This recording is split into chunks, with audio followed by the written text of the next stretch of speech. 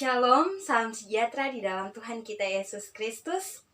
Saudara-saudari yang terkasih di dalam Tuhan, bersyukur kepada Tuhan karena atas kasih dan karunia Tuhan, sehingga hingga saat ini Tuhan masih memberikan kita nafas kehidupan, masih memampukan kita dalam menjalani kehidupan ini.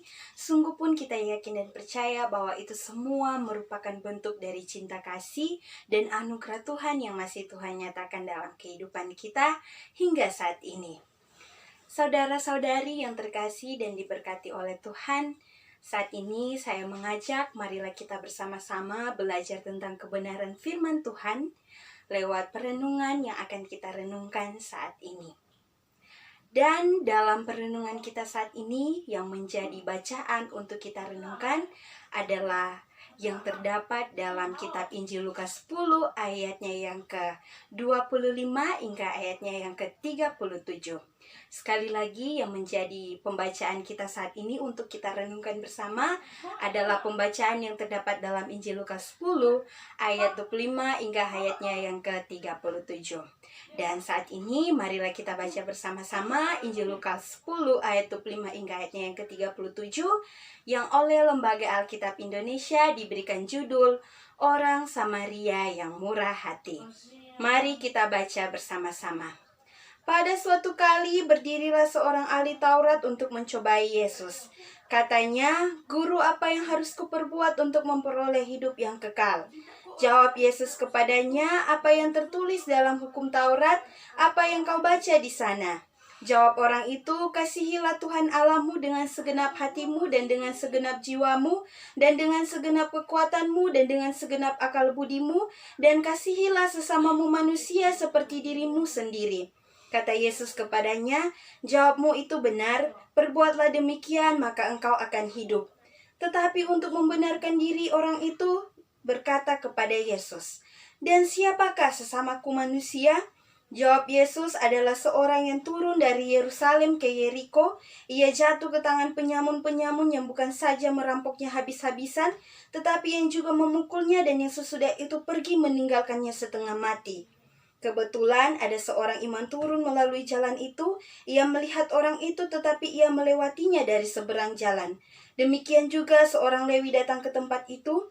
Ketika ia melihat orang itu, ia melewatinya dari seberang jalan.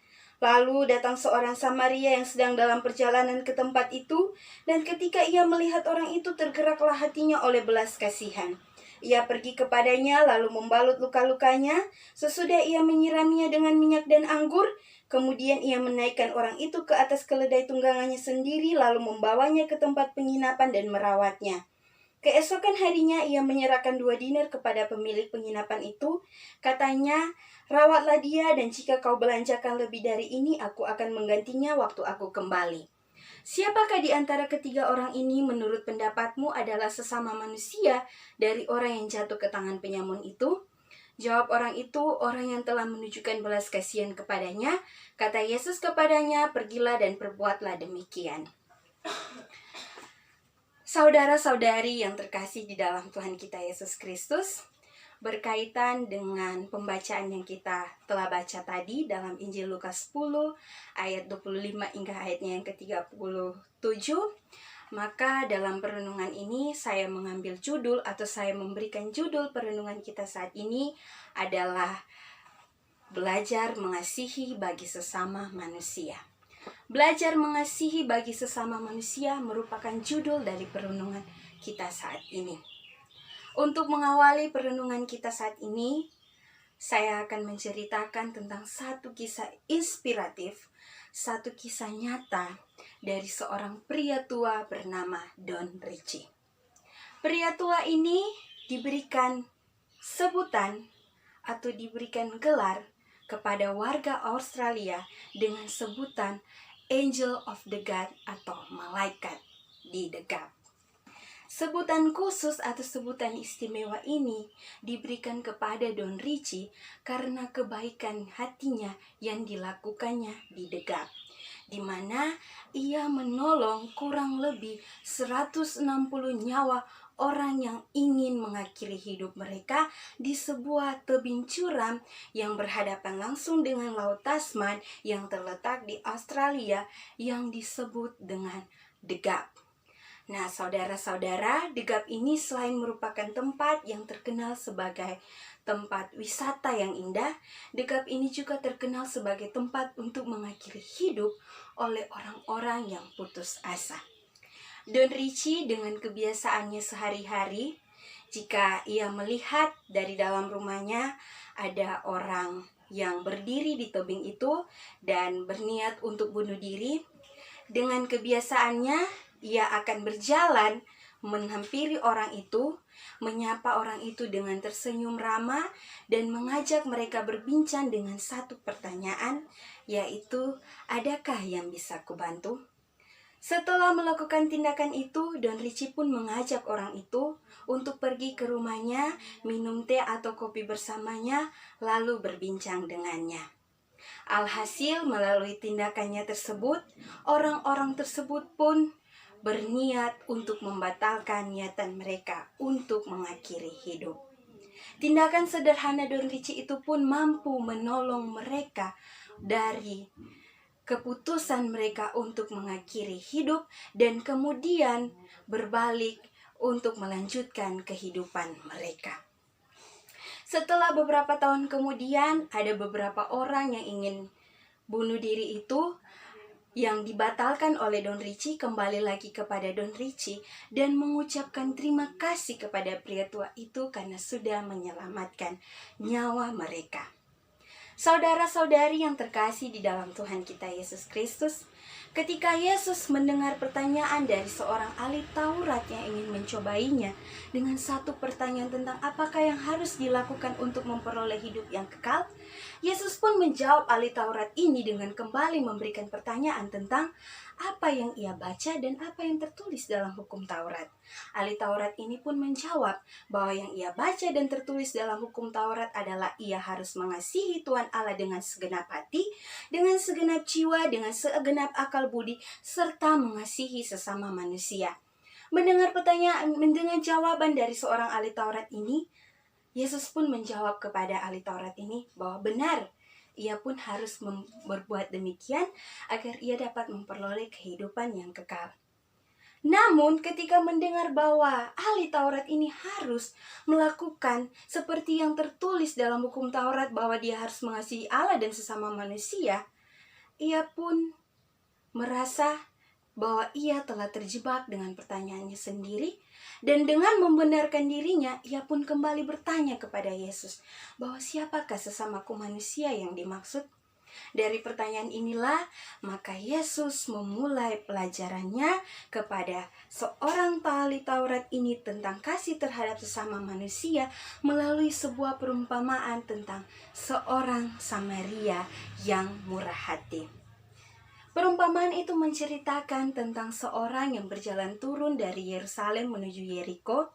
Dan menurut sumber yang saya dapatkan bahwa orang ini yang berjalan turun dari Yerusalem menuju ke Yeriko ini, bahwa ia adalah seorang Yahudi. Namun malang sangat nasibnya ketika dalam perjalanan, ia harus bertemu dengan seorang penyamun yang merampoknya, bukan saja merampoknya secara habis-habisan, tetapi menganiayanya, memukulnya, dan bahkan meninggalkannya hampir mati di tempat itu. Sungguh malang nasib dari seorang Yahudi ini. Sudah dirampok, dianiaya, hampir mati. Tentu dia sangat memerlukan bantuan dan pertolongan ketika dia sedang berada dalam kondisi yang terluka parah tersebut. Namun sementara terluka parah dan membutuhkan pertolongan, seorang Iman dan Lewi yang ketika melewati tempat itu dan melihat orang Yahudi tersebut, mereka bukan membantunya, mereka hanya mengabaikan orang Yahudi tersebut. Padahal orang Yahudi tersebut merupakan orang sebangsa dan seagama dengan mereka. Apalagi jika kedua orang ini, yakni Iman dan Lewi, adalah seorang yang dianggap penting, yang dianggap suci oleh orang Yahudi ketika itu. Melainkan saudara-saudari yang terkasih dalam Tuhan, yang menolong orang Yahudi yang malang itu adalah seorang Samaria yang murah hati. Seorang Samaria yang dipandang oleh orang Yahudi adalah orang yang kurang beriman, adalah seorang Samaria yang dipandang hina dan dibenci oleh orang Yahudi. Dialah yang membutuh, dialah yang menolong orang Yahudi yang malang tersebut. Orang Samaria ini sesungguhnya menunjukkan bahwa dia masih memiliki peri kemanusiaan dalam dirinya melalui tindakan belas kasihan dilakukan olehnya terhadap bangsa lain, bangsa yang tidak sama dengannya. Di mana ditunjukkan olehnya melalui ketika ia melihat orang itu, ia merawat orang itu. Ia membalut luka-lukanya, ia menyiraminya dengan minyak dan anggur. Kemudian bukan sampai di situ saja, bukan sampai meninggalkannya begitu saja setelah membalut lukanya dan menyirami dengan minyak dan anggur, melainkan orang Samaria ini mengangkat ke atas keledai tunggangannya dan membawa orang Yahudi yang terluka parah ini ke tempat penginapan. Di tempat penginapan kemana ia akan pergi, ia memberikan 2 dinar.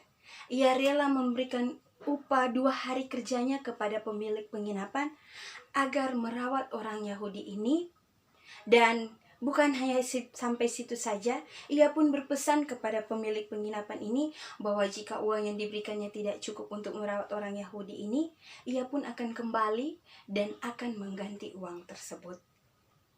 Sungguh pun orang Samaria ini sesungguhnya menunjukkan bahwa ia memiliki belas kasihan terhadap orang lain, terhadap orang yang membutuhkan pertolongan. Setelah cerita dari perumpamaan seorang Samaria ini, Yesus pun bertanya kembali kepada ahli Taurat ini tentang siapakah di antara orang yang adalah sesama manusia dari orang yang jatuh ke tangan penyamun itu. Ahli Taurat itu pun menjawab bahwa orang itu adalah orang yang telah menunjukkan belas kasihan kepadanya. Saudara-saudari yang dikasihi Tuhan, lewat perumpamaan ini kita melihat bahwa orang Samaria ini lebih berbelas kasih dan jauh lebih baik daripada seorang ahli Taurat dan daripada seorang rohaniawan yang dianggap penting. Sebab ia mampu melakukan seperti yang diperintahkan Tuhan dalam hukum Taurat, yakni hukum yang pertama dan terutama, yaitu mengasihi Allah dan mengasihi sesama manusia. Lewat perumpamaan ini, kita diajarkan oleh Yesus, baik ahli Taurat dan kita semua yang mengaku sebagai pengikut Kristus, bahwa kita harus belajar mengasihi sesama kita manusia tanpa melihat jabatannya, agamanya, sukunya, dan lain sebagainya, tanpa membeda-bedakan. Kita belajar untuk mengasihi sesama kita, khususnya orang yang sedang tertimpa dalam masalah, orang yang sedang dalam kekurangan, orang yang sedang bergumul, dan orang yang sedang dalam penderitaan. Orang Samaria ini menunjukkan kepada kita, bahwa inilah bentuk kasih yang dimaksudkan Tuhan agar kita dapat memperoleh hidup. Don Ricci maupun orang Samaria menunjukkan kepada kita bahwa mereka melakukan kebaikan tanpa melihat siapa orang yang mereka tolong. Seperti halnya Don Ricci, dia tidak mengenal siapa orang yang akan bunuh diri itu. Namun karena dia memiliki kasih terhadap orang yang bunuh diri itu, ia pun mencoba membatalkan niat mereka untuk bunuh diri. Begitupun dengan orang Samaria, ia tidak mengenal seorang yang dianiaya oleh penyamun-penyamun itu. Namun karena ia memiliki kasih, ia menolong orang tersebut dengan setulus hati, dengan setulus kemampuan dia. Saudara-saudari yang terkasih dalam Tuhan, terakhir dalam pembacaan yang kita baca tadi, Yesus mengatakan kepada orang seorang ahli Taurat ini bahwa pergilah dan perbuatlah demikian. Menunjukkan bahwa kita, baik seorang ahli Taurat ini dan kepada kita, bahwa ada satu tugas yang harus kita jadikan sebagai kewajiban dan tanggung jawab, yakni berbuat seperti apa yang diperbuat oleh orang Samaria ini, yaitu mengasihi sesama kita manusia, khususnya orang yang dalam penderitaan. Saudara-saudari yang terkasih dalam Tuhan, sesungguhnya belum terlambat bagi kita untuk melakukan kasih terhadap sesama kita. Selama kita masih diberikan nafas kehidupan, masih diberikan kesehatan, kekuatan, masih diberikan kelimpahan berkat, maka marilah kita tunjukkan kasih kita terhadap sesama kita manusia. Seperti Allah yang sudah mengasihi kita lewat pengorbanan Kristus di kayu salib, menebus dosa-dosa kita manusia, maka sudah menjadi tanggung jawab kita untuk menunjukkan kasih-Nya di dalam diri kita. Menunjukkan bentuk kita mengasihi Allah adalah dengan mengasihi sesama kita manusia. Dan melalui kedua cerita ini, maka kita belajar untuk sama-sama mengasihi sesama kita manusia, memberi pertolongan kita, memberikan topangan kita bagi orang yang sedang dalam penderitaan, sesuai dengan kemampuan kita masing-masing. Don Richie dan orang Samaria melakukan kebaikan mereka melalui versi mereka masing-masing. Sesungguhnya kita pun dalam kehidupan ini, ketika hendak menolong orang, ada bermacam-macam pertolongan yang kita berikan, namun tetap ada satu definisi yang sama, yaitu mengasihi sesama kita manusia. Jadi marilah dalam kehidupan kita sehari-hari, kita coba untuk menunjukkan belas kasihan kita kepada orang lain. Mungkin di sekitar kita ada orang yang memerlukan pertolongan atau bantuan dari kita, karena kita memiliki kelebihan, maka marilah kita wujud nyatakan tersebut. Kita membantu mereka. Ketika kita diberikan kelimpahan berkat, seperti kelimpahan material, maka marilah kita membantu orang yang berkekurangan dalam hal materi. Dengan begitu, kita pun sudah menunjukkan bahwa kita telah melakukan seperti yang diperintahkan Tuhan dalam hukum Taurat, yaitu mengasihi Allah dan mengasihi sesama manusia. Jadi, marilah kita membahagiakan diri kita dan orang lain dalam kehidupan kita dengan menunjukkan kasih terhadap sesama kita manusia. Sebab kalau kita masih hidup, diberikan kesehatan dan kekuatan, belum terlambat bagi kita untuk melakukan apa yang diperintahkan Tuhan. Jadi lewat pembacaan ini kita diajarkan sekaligus kita diajak untuk melakukan kasih kepada sesama manusia tanpa membedakan apa jabatannya, sukunya, apakah dia saudara saya atau apakah dia sebangsa saya atau seagama dengan saya. Kita semua diajak untuk berlaku adil terhadap sesama manusia dengan melakukan kasih.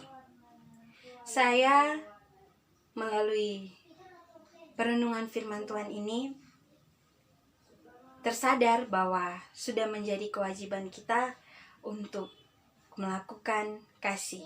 Walaupun sebenarnya dalam kehidupan saya belum tentu saya menunjukkan kasih terhadap sesama saya manusia.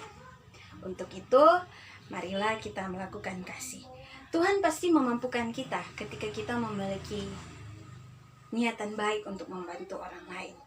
Sebab juga tidak ada ruginya bagi kita untuk memberikan pertolongan kita kepada orang yang membutuhkan. Melainkan berkat akan terus melimpah bagi kita sebab kita memiliki niatan yang baik kepada sesama kita. Jadi marilah kita bahagia dengan memberikan pertolongan kita kepada orang yang membutuhkan. Tuhan memberkati kita semua. Tuhan memberkati kita yang mendengarkan firman. Tuhan kiranya memampukan kita untuk menjadi pelaku firman dan bukan pendengar firman saja. Tuhan memberkati kita semua di dalam nama Tuhan Yesus Kristus. Amin.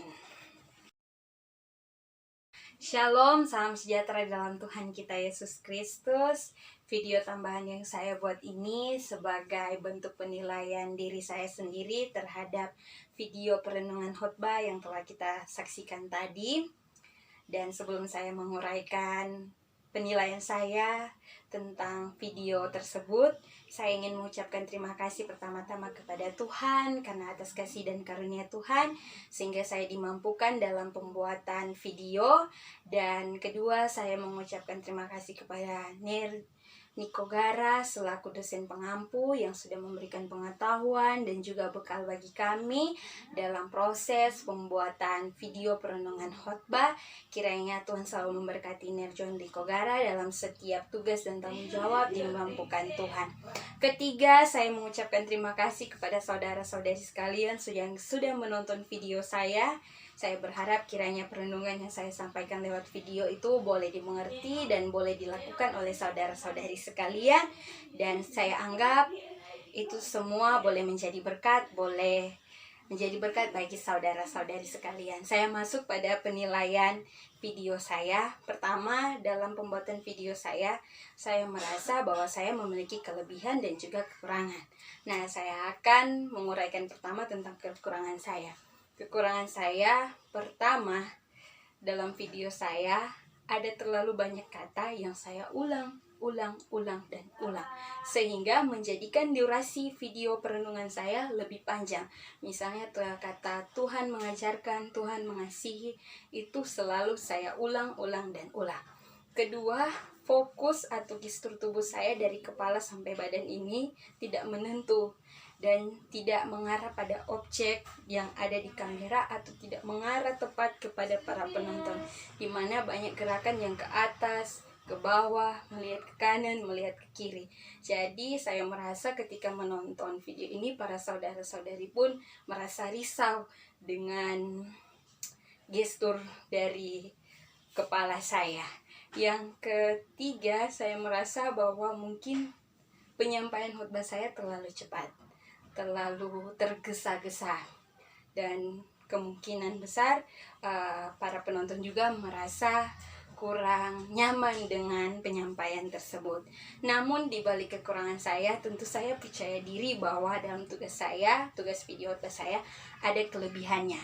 Yang pertama, kelebihannya bahwa perenungan khotbah yang saya sampaikan, saya rasa itu boleh dimengerti oleh para penonton, boleh dimengerti oleh saudara-saudari sekalian, bahwa para penonton boleh mengerti makna dan pesan dari khotbah yang saya sampaikan. Ketiga, saya juga merasa bahwa penyampaian khotbah saya itu lebihnya saya memakai kata-kata yang mudah dipahami. Nah, itu saja yang boleh menjadi kekurangan dan kelebihan terkait dengan penilaian saya terhadap khotbah yang saya buat.